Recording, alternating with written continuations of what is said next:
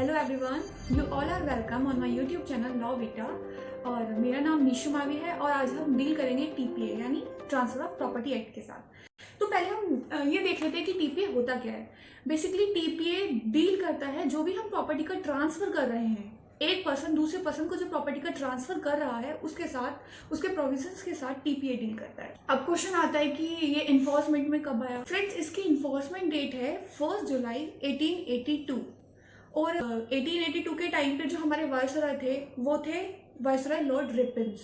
तो उन्हीं के द्वारा ये एक्ट साइन भी किया गया था। अब ये एनफोर्समेंट में आ गया, साइन भी हो गया, लेकिन इसको एसेंट कब मिली? फाइनल एसेंट इसको मिली थी 17 फैब 1882 को। ठीक है। और जैसे कि आप सब लोगों ने पढ़ा ही होगा, इंडियन कॉन्स्टिट्यूशन के शेड्यूल 7 में अलग अलग लिस्ट दी हुई हैं, स्टेट लिस्ट और कंकरेंट लिस्ट और यूनियन लिस्ट, अलग अलग सब्जेक्ट्स भी हैं।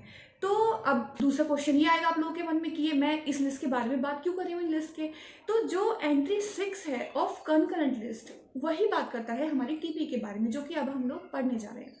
और एट द सेम टाइम जो स्टेट लिस्ट है उसकी एंट्री 18 बात करता है टीपी के बारे में। तो हमने क्या पढ़ा, स्टेट और कंकरेंट लिस्ट अलग अलग टीपी के बारे में बात करते हैं, उनके प्रोविजंस के बारे में बात करते हैं। ठीक है। तो अब हम ये देख लेते हैं कि ट्रांसफर ऑफ प्रॉपर्टी होता कैसे, कि अगर एक बंदा अपनी प्रॉपर्टी दूसरे बंदे को ट्रांसफर कर रहा है, दूसरे पर्सन को, तो वो किस तरह करेगा? दो तरह से कर सकता है। पहला है कि by the act of parties, ठीक है, और दूसरा बताया गया है by the effect of law, यानी जो भी हमारे लॉज हैं इससे रिलेटेड अलग अलग, उनमें जो भी प्रोविजंस है उसके अकॉर्डिंग होता है। ठीक है। बाय इफेक्ट ऑफ लॉ का हम एग्जांपल ले लेते हैं, जैसे land acquisition act, succession act, तो हम इसको डालेंगे बाय इफेक्ट ऑफ लॉ के कंटेक्स्ट में। अब बात आती है कि by the act of parties कैसे होगा। तो by the act of parties में दो चीज़ आ जाती हैं, by testamentary and by non testamentary.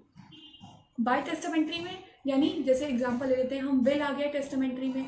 Will यानी कि मैंने आज अपनी प्रॉपर्टी किसी को ट्रांसफर कर दी है, मेरी कल डेथ हो जाएगी, तो मेरी डेथ होने के बाद ही विल एनफोर्समेंट में आएगी, तो उसके साथ तो टीपीए डील करता नहीं है। अब बात क्वेश्चन ये आता है कि टीपीए डील किसके साथ करता है। टीपीए बेसिकली डील करता है नॉन टेस्टामेंट्री के साथ। नॉन टेस्टामेंट्री यानी ऐसा इंस्ट्रूमेंट जो कि बिटवीन 2 पर्सन हो, लेकिन वो कैसे होने चाहिए? वो लिविंग होने चाहिए। ऐसा ना हो कि मैंने आज कर दी है, कल वो एनफोर्समेंट में आएगी, पता नहीं मैं रहूँ ना रहूँ, तो नहीं। सिर्फ हम टीपीए में उसी के साथ डील करते हैं, उन प्रॉपर्टीज के साथ डील करते हैं जो एक लिविंग पर्सन दूसरे लिविंग पर्सन को करता है। एग्जाम्पल हो गया सेल। अगर मैं अपनी कोई चीज़ किसी को बेच रही हूँ, ऐसे तो नहीं बेचूंगी ना मैं कि आज मैंने बेच दी, वो फिर पता नहीं कब खरीदेगा, मैं रहूँ ना रहूँ। बेचेंगे तो हम ऐसे ही ना कि अगर मैं भी लिविंग हूँ वो भी लिविंग है, मैं तुमसे कहा तुम मेरे पेन खरीद लो, तुम लिविंग हो तभी तो तुम खरीदोगे ना। तो this is the example of non testamentary, यानी सिर्फ लिविंग पीपल्स के बीच में होनी चाहिए।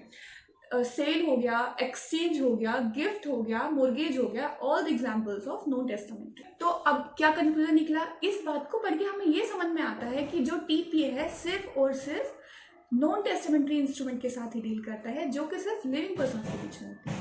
आई होप कि आप सबको क्लियर हो गया हो अच्छे। तो अब तक हमने क्या समझा कि टीपीए है क्या, ट्रांसफर प्रॉपर्टी एक्ट है क्या, ये एनफोर्समेंट में कब आया था, इसको एसेंट कब मिली, साइन किसने किया, और किस किस के साथ डील करता है, टेस्टामेंट्री या नॉन टेस्टामेंट्री। हमने ये सब इसका ओवरव्यू देख लिया है। अब हम बेसिकली अब सिर्फ टीपीए के बारे में बात करेंगे, ये तो इसकी हिस्ट्री हो गई है। अब हम बात करेंगे कि टीपीए किस बारे में बात करता है और क्या क्या इंक्लूड करता है, कितने इसके अंदर सेक्शंस हैं। तो फ्रेंड्स, इसके अंदर 137 सेक्शंस हैं और 8 चैप्टर हैं। तो फ्रेंड्स, एक बार देख लेते हैं कि ये चैप्टर्स अलग अलग किस बारे में बात करते हैं। चैप्टर फर्स्ट बात करता है प्रिलिमिनरी, जो कि डील करता है सेक्शन 1 to 4 सेक्शंस। ठीक है, इसमें 4 सेक्शंस आते हैं टोटल। तो चैप्टर सेकंड बात करता है TPA bye act of parties, जो कि फिर से दो अलग अलग चीज़ों में डिवाइड है। जो पहला है मूवेबल प्रॉपर्टी के बारे में बात करता है, जो कि है 5 to 37, और दूसरा बात करता है इमूवेबल प्रॉपर्टी, जो कि डील करता है सेक्शन 38 to 53A। ठीक है। चैप्टर थर्ड बात करता है सेल के बारे में, जो कि है section 54 to 57, and then chapter 4 बात करता है मोर्गेज के बारे में, जो कि है 58 से 104। उसके बाद चैप्टर 5 बात करता है लीज के बारे में, जो कि है सेक्शन 105 to 117, एंड देन 6 बात करता है एक्सचेंज के बारे में, जो कि है सेक्शन 118 to 121। उसके बाद 7 बात करता है गिफ्ट के बारे में, जो कि है 122 to 129।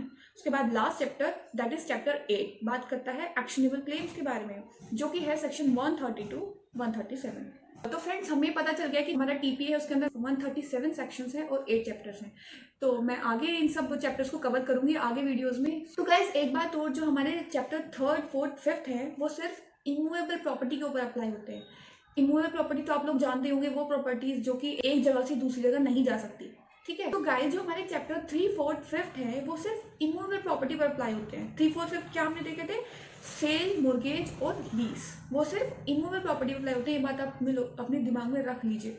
दूसरी बात आती है चैप्टर 6 और 7 की, तो वो अप्लाई होते हैं दोनों प्रॉपर्टीज पर, चाहे वो मूवेबल हो या फिर इमूवेबल हो। मूवेबल वो प्रॉपर्टी जो एक जगह से दूसरी जगह पर जा सकती है, और इमूवेबल तो मैंने आपको बता ही दिया है। और गाइस ये जो चैप्टर 8 है यानी लास्ट चैप्टर, ये सिर्फ अप्लाई होता है मूवेबल प्रॉपर्टीज के ऊपर, ठीक है। तो आई होप कि आप लोगों को अच्छे से समझ में आ गया होगा कि कौन कौन सा चैप्टर कौन कौन सी प्रॉपर्टी के ट्रांसफर पर अप्लाई होता है। तो गाइस अब हम इसके सेक्शंस के साथ डील करना स्टार्ट करते हैं। पहला सेक्शन जो है टीपीए का, वो बात करता है short title, commencement and extent. Short title यानी इस एक्ट का नाम क्या है, तो क्या है इसका नाम, टीपीए एक्ट 1882 यानी ट्रांसफर ऑफ प्रॉपर्टी एक्ट 1882। उसके बाद कमेंसमेंट, कमेंसमेंट की डेट क्या है, 1 जुलाई 1882। और हाँ एक बात, आप लोग इस बात में बिल्कुल कंफ्यूज ना होइएगा कि कमेंसमेंट और एनफोर्समेंट क्या अलग अलग चीज़ें होती हैं, तो नहीं, ये दोनों एक ही चीज़ होती है।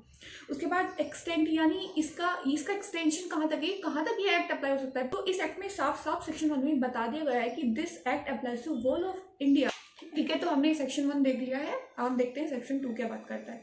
तो सेक्शन 2 जो है वो टीपीए का वो रिपीट हो चुका है, लेकिन इसमें एक बात याद रखने वाली है कि जो चैप्टर 2 है टीपीए का, यानी जो अभी हम लोगों ने देखा ही था, transfer property bye act of parties, तो इस सेक्शन 2 में साफ साफ कह दिया है कि जो चैप्टर 2 है वो मोमडन लॉ पर अप्लाई नहीं होगा। ये बात आप लोग ध्यान में रखिएगा, क्योंकि हो सकता है आप लोगों से कहीं पूछा जाए तो आपके काम आएगा, ठीक है। तो गाइज आज हम लोग इतना ही रखते हैं, और आई होप कि आप लोगों को समझ में आया होगा। आगे से हम अपने अलग सेक्शंस कंटिन्यू करेंगे, सेक्शन 3 से पूरा स्टार्ट करेंगे। So stay tuned, stay happy, bye, thank you.